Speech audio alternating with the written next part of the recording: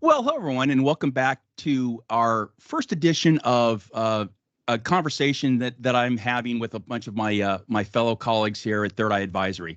All of us have many years of experience working with vendors, talking with vendors, being briefed by vendors, and we've had this conversation on the background for a long time. We thought, hey, you know what? Let's put this in. Let's actually record this so we can really share some of our insights. So I'm here with all my colleagues, or many of my colleagues from Third Eye Advisory, and I'll have each one of you folks introduce yourselves. Stessa, why don't you start? Hey, Stessa Cohen. Cover the banking, payments, financial services space, especially fintechs, for a good number of years. And everything from digital banking to branch banking. So. Fantastic. And I'm Dan Miklovic. I cover the manufacturing space, as well as other heavy industrial spaces, asset-intensive industries like power generation, oil refining, things that might not be thought of as traditional manufacturing. I've been an analyst covering this space for almost 30 years now, and I've been in industry as an end user, as a consultant, as a vendor of software, and then as an analyst for a total of 55 years. Jackie? Hi, I'm Jackie Fenn. I've been in the analyst advisory world for about 30 years, primarily covering innovation and emerging technologies. So focusing a lot on new solutions, new markets, and also the innovation software and services space as well. And I'm Lee Folloff-Wallin. I'm the young guy here. I've only been an analyst for 23 years. I do have 42 years of experience in the industry. I mainly cover enterprise mobility, IoT, and frontline working. And Leif, you don't sound like you're from Arkansas. Where are you based? I'm based out of Gothenburg, Sweden, hometown of Volvo, SKF, and some other insignificant companies. Fantastic. One of these days, I'm going to get to your part of the world. I've yet to figure out how to get a tech conference there. And I'm Jeff Roster. I cover the retail industry. Probably 25 years as an analyst and 10 years before that. So to start off, folks, obviously we have many years of analyst experience. Just curious, what do you want to hear from the ultimate vendor briefing? Stessa, let's start with you. What do you want to hear? Well, I think it boils down a lot of times. I want to hear what I asked them to present, to talk to me about. I mean, seriously, this is a big thing. Who are they? What are they doing? Why are they doing it? How are they doing it? And that's actually not even banking or financial services specific. You know, I want them to address that. Anything else, and it kind of loses interest. But yeah, I want them to tell me their story. You know, and that's an interesting point, Stessa. Are you as an analyst comfortable with having a vendor ask you specifically what you want to hear, as opposed to expecting you to know that? Sure, and I've learned to ask for it up front. So you can measure the delta between what you ask for and what you get as part of your analysis. At least I do. I don't want to speak about the you generally, but I'm like, hey, were they able to do this? Were they able to do it in a way that covered it in an hour? You know, so, and we can talk about it, why or why not on the back end, if that's a possibility. But, you know, I learned to say, here's what I want to know. Here's what I'm working on, you know, so that we can drill down. Most companies, unless it's a very focused fintech, are doing many things, right? So for large providers, I want to see, can they focus on the things that I'm interested in? How long do you want to see a typical briefing or your first engagement? I get that question a lot. How long do you want it to be? I will allow an hour for the first briefing. Anytime over that, it's just another meeting. And I think especially a video briefing, just exhausts everybody. If they can't give me at least an overview and say, hey, let's do follow-ups, which I'm happy to do, that's okay. You know, if they say, hey, here's our overview and here's how we break it down, and then I can say, okay, I want to hear from that, and maybe it's just half-hour increments after that. It doesn't have to be an hour every time. But, you know, I think an hour is the max if anybody should sit in a meeting. What are they doing otherwise? Yeah, Yeah, I agree. that's It another, drags. It drags it's if it goes another longer. point. It's another point that makes me curious about that vendor, and possibly not in a good way.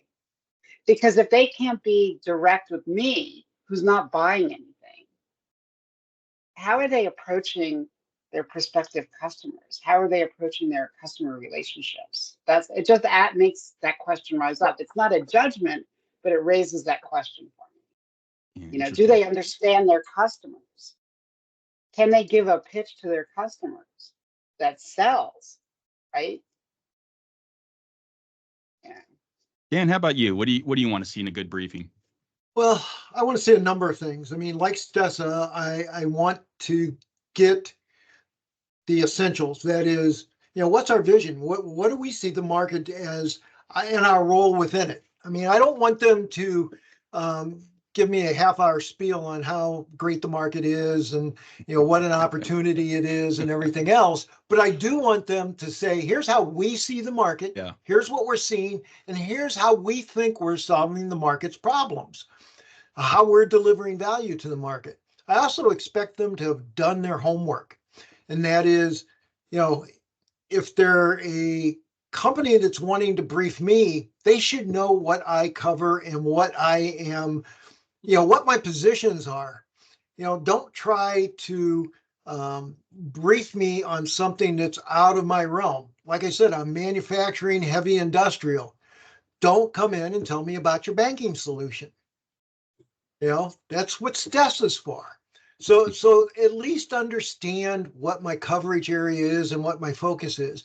And then I think the other thing I want to hear from them is some success stories. What have you done? Give me some references. Give me real people that I can talk to validate your claims. And if you're a startup and you only have one customer, that's okay. And if you say that customer's really not ready to talk yet, but as soon as they are, we'll let you. I mean, it depends on the company. But if you're a company that's been in business for 10 or 15 years and you're just finally discovering me as an analyst, that's okay. But at that point, you should have referenceable customers that will, tell me how accurate your claims were. And I think that's the most important thing is I need a way to double check what you're telling me. So I look for verifiable information.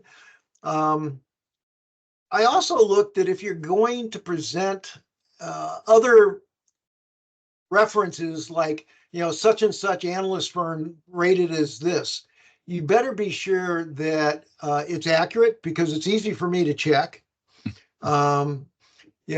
Secondly, don't tell me about awards you've won that are pay to play awards. I get tired of seeing, we've been on XYZ's list of the 10 most impressive companies.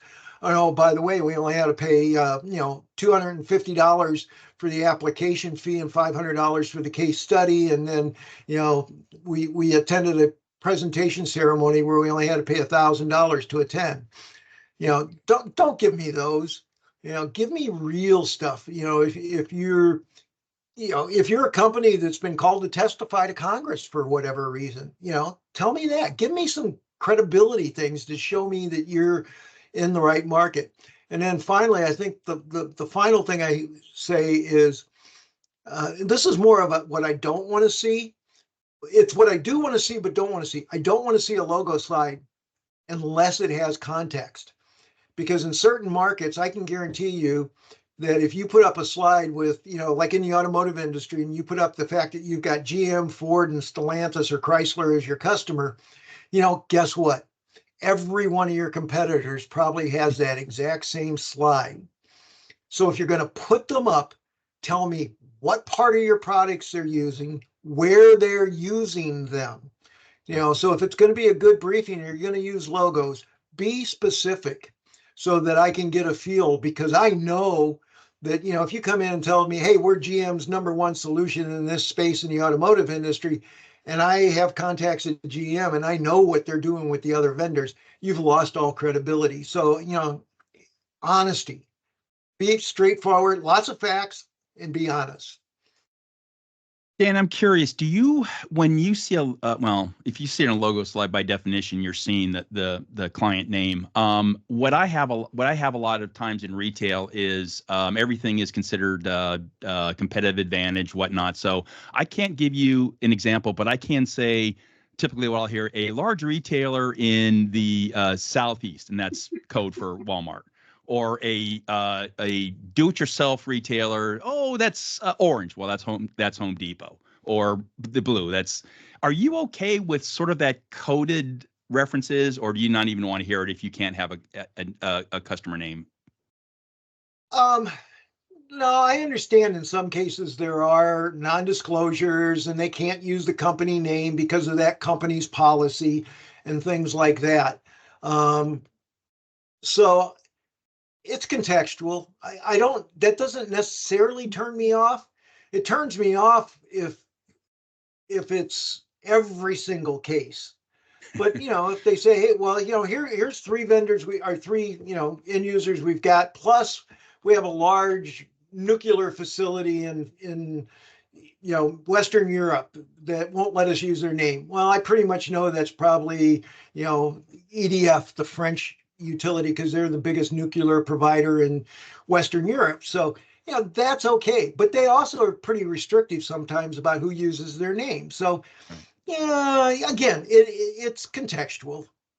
Will you confront them on it in any way? Like say, hey, are you talking about X?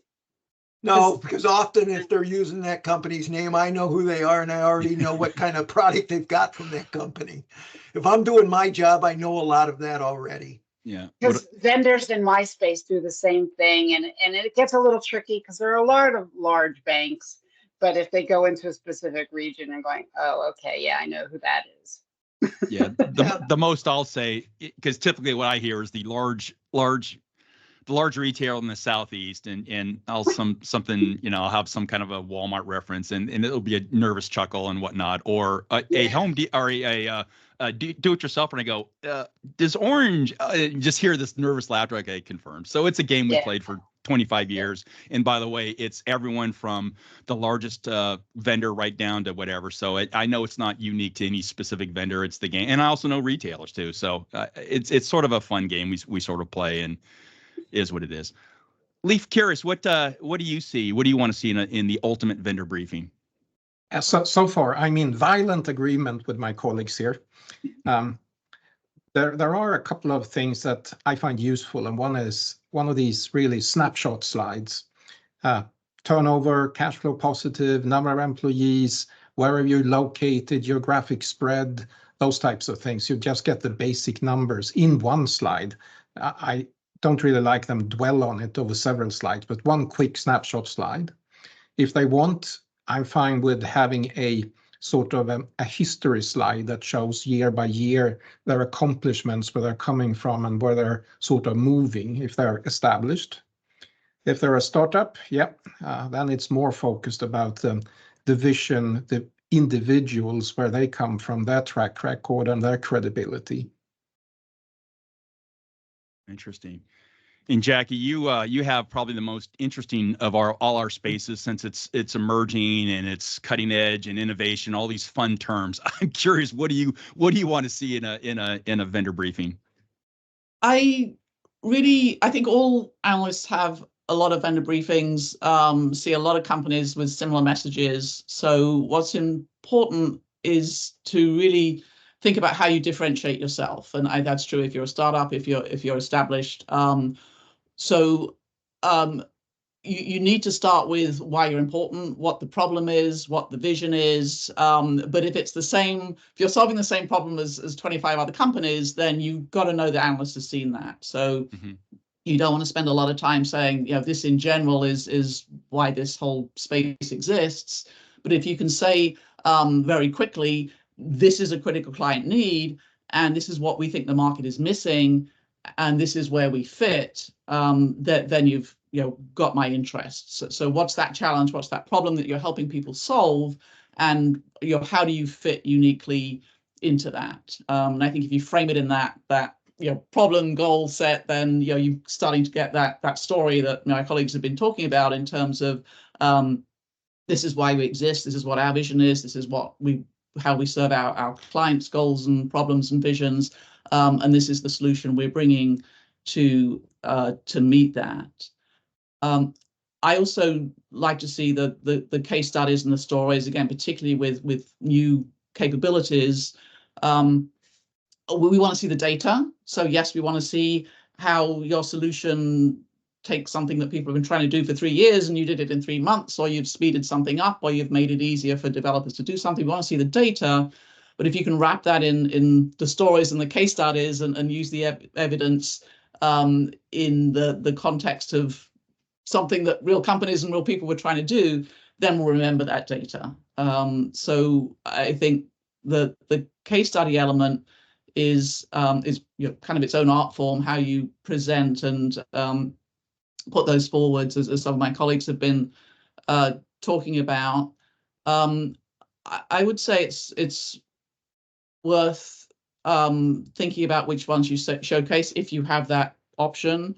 You want to certainly go for the ones that you can show big impact and you can pull those benefits and demonstrate them and show those numbers if they're there. We're particularly interested in first of a kind. So other solutions have had a hard time doing this. Companies have been challenged with this, and we think we've nailed it. That's very interesting. Ideally, you want to pull case studies that the analysts get excited enough about that they want to feature that case study in their research because it is new, novel, different, your unusual levels of success. That also may mean, we spoke about honesty already, sometimes revealing some of the challenges. As analysts, we're really interested in lessons that we can share with others who are facing the same problem. So if you can say, hey, we did the solution, and here were some of the challenges, and this is what we overcame, that's really helpful information for the analysts and everybody else out there. So to the extent that you can find case studies that are willing to talk and share what they've done, those kinds of stories are really interesting and can increase your likelihood of being featured and referenced. Yeah, and for me, I would say first of all, I want to see a PowerPoint. I want to see all the information in a PowerPoint, nicely organized, so I don't have to take copious notes. I want to see trends, drivers, barriers. I want to actually see that, and I want to see it. I want to see what your thinking is, but don't drain those slides. So show me the slides. Hey, here's the 5 trends we think are really important in retail, and I think all of us are in the business of knowing what our trends, drivers, and barriers for our industry is. But I want to hear what you think is important. But don't lecture me on stuff that I agree with, especially if I've already written to it. But then simply saying, here are the 4 or 5 trends that we see that we think are important. Would you like us to unpack any one of these? Oh yeah, I've never heard about retail is customer centric. Gee, let's spend 20 minutes talking about the most or AI is going to transform retail. Great, okay, interest. You and everyone else on the planet, but let me ask you a question. What does that mean to you, or something along those lines? So present that, but don't drain that slide. And then ask the analyst, would you like us to unpack that? In other words, I do want a vendor to take sort of control of the briefing. I expect them to know what I want, and I want them to sort of work their way through it. I think the other thing I want to hear, and this is, it's not as much an issue anymore, but went back in my Gartner days where I was driving market forecasting, I did want to hear revenue. And because that was a key key ingredient in my forecast. I don't know that I necessarily need to hear that today, but I do want to know, are you a tier 1 vendor? Are you a tier 2 vendor? And then each one of us probably has different definitions of what that means by revenue. So that's a question that the vendor probably should know ahead of time, whether they're going to give up some insight into that or not insight on that. And I think the other thing that I definitely want to see is I want to see alliances. Who are you partnering with? Who do you play nice with? And here's the one, and I'm curious what everyone else thinks. I actually want to see your view of the competitive landscape. So not only who your partners are, but I'm very curious, and I'm going to ask you this every time, who do you see as your competitors? And I don't know about you folks, but man, I get the pushback. Oh, we never want to talk to our competitors. Here's why that's important from an analyst perspective. It helps us define the market space that you're in. So in other words, I worry about every vendor in the retail sector landscape. So there's there's 2,000 vendors that showed up at NRF. I mean, there's probably 10,000 vendors. That immediately helps me triangulate in. You don't have to, drain the slide on your competitors. And I don't necessarily want to hear gossip about them, but I do want to understand the space you're sitting at, because a lot of times vendors think they're in a space and we as an analyst think they're in a different space. And so that immediately says, oh, either I'm wrong or you're wrong. And that I don't have to be right. I just have to know what your thinking is. And so, boy, as much as you saying you are this, when you say we're, here's who we think we're competing against, boom, boom, boom. Oh, I didn't see it that way. And I know that's very, very controversial for the vendor community. But boy, from my perspective, that's really, really important. Yeah, I'd love to see that as well. And I even want to go so far as, if you have a SWOT on that vendor, show me what you think are their strengths, weaknesses, opportunities, and threats from your positioning. How are you competing against them? Yeah. Yeah. Or who have you been winning business from? Who are you replacing? This is so interesting, because then you can start to build this. Oh, I heard vendor X in these 3 briefings, and then I want to talk to vendor X, and I have different questions now. Because that's exactly. It's not the gossip. It's not like I'm gonna whatever. I don't care about that. I care about that. Oh, are they losing business? And then you can go look. Are they losing leadership on LinkedIn or whatever? Is that a problem? Is there more acquisitions? What's happening? Yeah. I think the other thing. Sorry, go ahead. No, go ahead. The other corollary to financials, and this may be more related to emerging technology startups and fintechs, I know in my area, is tell me how you're going to make money. What's your business model? Right?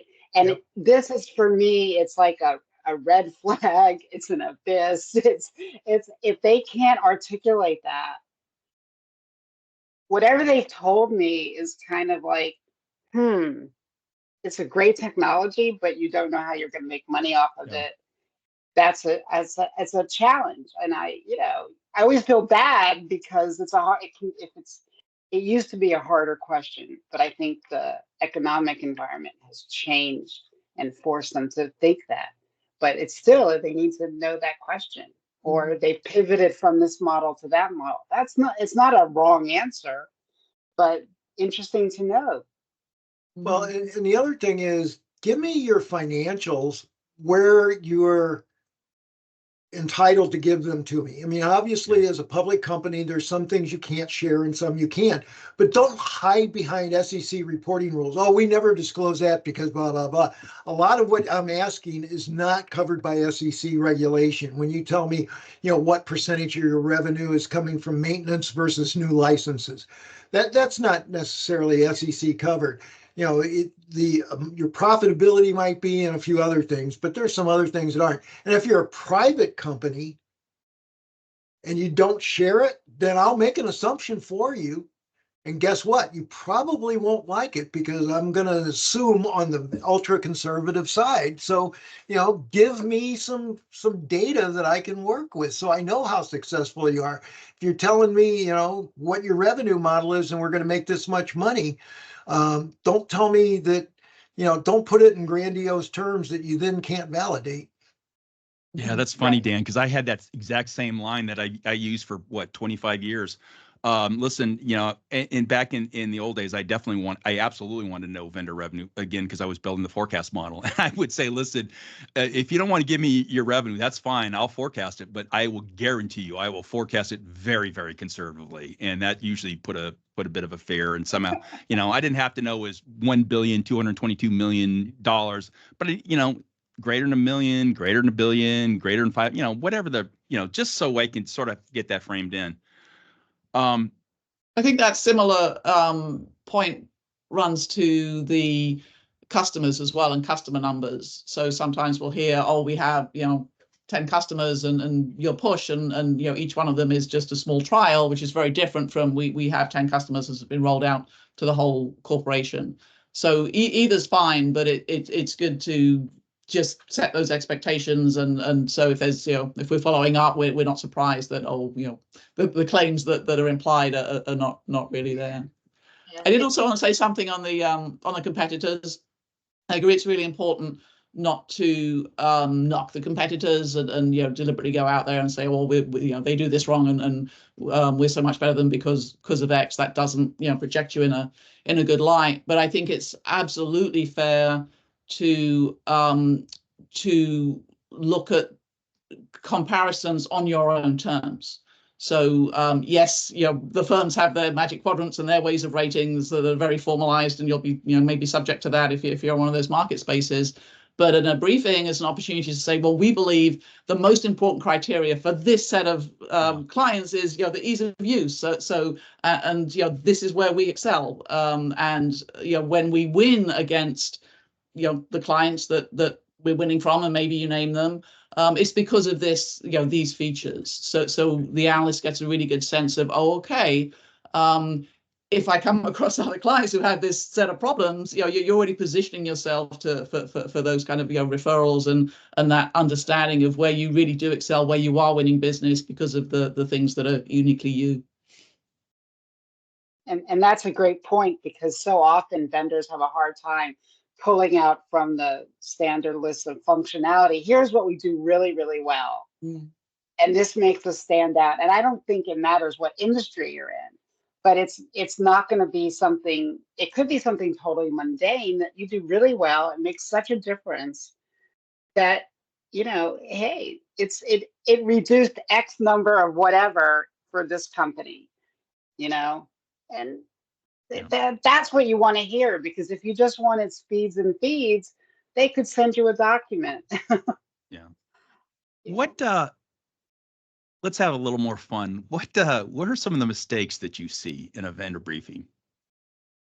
Yeah, I have a couple that I'd love to share, and one of them is absolutely when they try to educate me on a market that I've been covering for 2 decades. That puts me asleep almost. It's like zoning out. I lose my attention. That's not a good one. Another one that also gets me upset is when they keep talking and talking and talking, and there is no time left for questions. Then I also tend to get a little bit upset. So they need to have that time management in place. And sometimes when they pull in subject matter experts from different parts of the organization, they don't dry run it, and it just goes over time and it just goes sideways. So those are my 2 really bad things that I experienced a lot. So that's a really interesting point, Leif. Let me give a counter to what you just said. I, in some ways, do want, if I ask, maybe it's the time management thing that's really important, because I know exactly what you're talking about, where there's 15 people on a call or 4 people on the call. In some ways it's too many, because they don't manage their time very well and they're running out of the clock. But I do sort of sometimes I do want to hear, how the vendor views the space they're in, because I'm listening. Do I agree? Do I disagree? Is there something I can gain from this? I do a lot of podcasts, so I'm always listening for new thoughts that I can use with vendor references. So I don't know. That's when. But I think the point you're making that's huge. If it's a monologue, and there's no place where I have a question. So, boy, that's a tough one. I think that's one where you got to be smart, and that's where the good analyst relations person can help pace the presenters, and maybe they're controlling it from their side. So it's you can see when a vendor vendors very organized, and they, okay, let's spend 3 minutes here, let's spend 2 minutes there. Do you have questions? Oh, hey, that's a good place to stop. Do you have any questions? And just sort of acknowledge us as analysts. And then, what I don't want to do is have to interrupt and like keep pushing into a conversation, because I know that breaks the presenter rhythm. But I also have questions I don't want to answer. And if you're going to spend 10 minutes going on something I don't care about, I want to stop you and say, hey, thanks, but I don't care about that. But that first line that you ran over, can we go back and unpack that for 2 or 3 minutes? So that's a case of a good briefing is the person is listening to the analyst and is looking for the clues and engagement. And it's an art. It's not a science. It's an art. Well, and that's what I truly miss about the old briefings before everybody went to Zoom and Teams and all of that. Because a lot of these briefings used to be face to face. Yeah. And for me, the way I control that is I would demand that they give me the slide advance button. I'm serious. Never thought of that. When we've talked enough about this topic, I would just sit there and just hit the button, and they knew it was time to move on. Oh, I never thought of that. That's interesting. I've learned to just say, we can go to the next slide. Yeah, that's a good. It's not as powerful as just moving it on your own. No, I think we're in agreement here. It's just when they keep covering the basics that they shouldn't be covering. And there is a related one, and that is when it's like they brief you like twice a year or something like that. So it's not the first time. And then if they start all over again every time, I get frustrated. I want to know what's changed since the last time. Focusing on that. Don't give me a generic deck for somebody that's you've never been in touch with. Give me the latest and greatest. That's interesting. Yeah. Well, and give me an analyst briefing deck. Don't give me the sales pitch. I'm not buying your product. Yeah, and that's important too. That's really important to understand that also. And Jackie, what do you see? Often they don't know. Sorry, go ahead, Jackie. Yeah, Jackie, what do you see on? Yeah, one thing that I have found frustrating quite often is demos, when people try to demo something. I think in most cases, I'd rather see a set of really good screenshots that can be selected and focused and talked to and show how things are presented and some of the interaction. Demos just seem to always go slower than you think they're going to and meander so yeah, for me, so a few really selected screenshots that show the innards and show how things work, show what people are going to see. If it's a software space, obviously that's can be preferable. Yeah, that's such an interesting point. I've always said forever, never work with live data, cute kids, or demos on stage, because all three of them are going to upstage every single time. It'd be curious the metric of the number of minutes wasted on a briefing trying to get something to work. I mean, it's probably some phenomenal number. And that's really important because everyone wants to demo, but to me, it's a waste of time. Now, I know other analysts have a different point of view, but here's where the vendor can just simply take control of that. Hey, listen, here's the screenshots. If you would like a demo, happy to set up a separate call. And this is where you're taking control as the vendor to say, listen, if you want to see, here's what it does. If you want to see it, we would be happy to do that. Now, all of a sudden, you're freed up from you can have the right person on the call. You can, go into detail. You have that second engagement and that the analyst is asking for. So you don't have to worry about whether, you're violating whatever, some kind of the vendor agreement with the analyst firm. So yeah, definitely take control and think about how, think about that entire 30, 45 or 60-minute call as every second is important. And if you're wasting time trying to get into a demo, so I agree with that.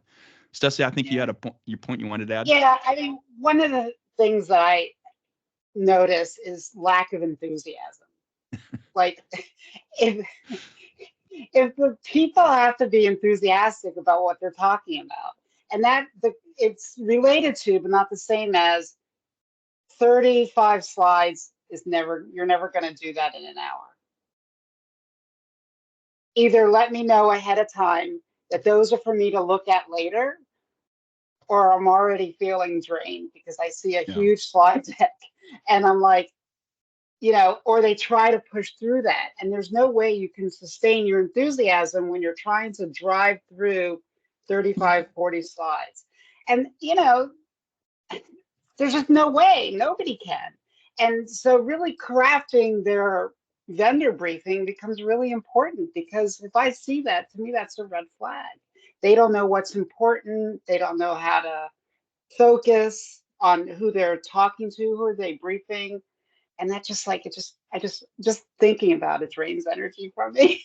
Yeah, that's Well, that funny. also So, brings up the good point of who's doing the briefing, right? So Yeah. so by far the the best briefings, and maybe that's a privilege of being in startup and some of the smaller spaces, have been the founders, because they have that energy, they have that enthusiasm, they have the vision and more than what they've been able to create already. Now clearly that's not always possible, but having somebody doing the briefing who is knowledgeable, can get the backup questions answered, and just has that that enthusiasm for what they're presenting, and that makes all the difference, I think. Yeah, but if you're bringing in the people, let's say the product manager who knows their space, Yeah. but really goes into a lot of detail, you have to have somebody like an analyst relations person that says, John Smith, that's a really great point. Let's follow up with the analyst later about the detail, because I'm like either going to be interested or not.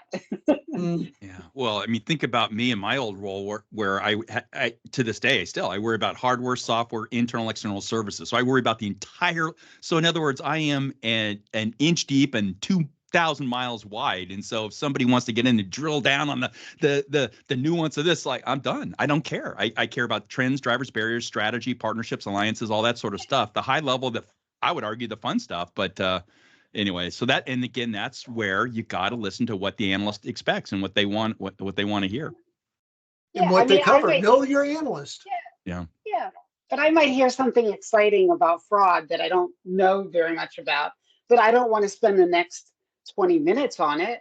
I want to follow up and then dig down deep. That's, oh, wow, you do that with that, like that. That's really different. Tell me the high level, and then follow up. If you want to engage with analysts, this is like, it's like the opportunities are there. Their opportunities are there. It's like, but they also have to pay attention. So I think one of the ways a vendor briefing can go badly for a vendor is that they're not paying attention. They're just like, blah, blah, blah, blah, blah. They're telling everything, but they're not paying attention to the analyst. Is this on target? Do you want to hear this? Oh, you're asking questions about an area that we didn't know that you were interested in. Let's follow up. And, so when you're looking at engagement, that's engagement. So what do you think, if we're saying this is an hour's briefing, the mistake that a lot of people make is they bring an hour's worth of slides, which we've been saying is right. not helpful, because they're rushed, and as soon as someone asks a question, you're off time. So what would you say? My estimate would be something like 40 to 45 minutes of slides max, and allow for the rest discussion. Well, I think that's the point I was going to add to the whole 40 slide deck. There's a simple way of just doing that. Just have a slide in the middle that says appendix, and then have an amazingly detailed set of slides after the appendix, and have like one bullet point. And if you want more detail, go to the appendix. So you can have that 40 slide deck, which is awesome, but just don't try to present it. And that's the key. And then that lets the analyst, like in my case, I don't want to go into the details of that because I don't care. But you folks might want, hey, I really care about that feature functionality. Boom. Then you can make the audible in the middle of the presentation go, oh, well, you know what, go to slide 35 then if you want to, if that question comes up. But just have the executive summary and present the executive summary, and then have that. It's so simple. I see very, very few vendors ever even do that. And when I say just throw that into the appendix, oh, gee, I didn't know I could do that. Well, first of all, there are no rules. At least I'm not aware of one. There's a lot of unofficial rules that we're talking about, but I mean, do what makes sense. Just if you feel like you want to have all that context, just add it after the slide saying appendix, and then you can reference it. You can just simply say, and for more detail, go see this. We don't have time to present today. And every analyst goes, oh, thank goodness, you have control of the briefing. I feel like you know what we're trying to accomplish, and it solves it. It's so simple to do. Yeah. Curious, and I think we'll wrap up with this. A lot of really good stuff. It's we've been meaning to have this conversation forever, and I'm glad we finally got it on tape.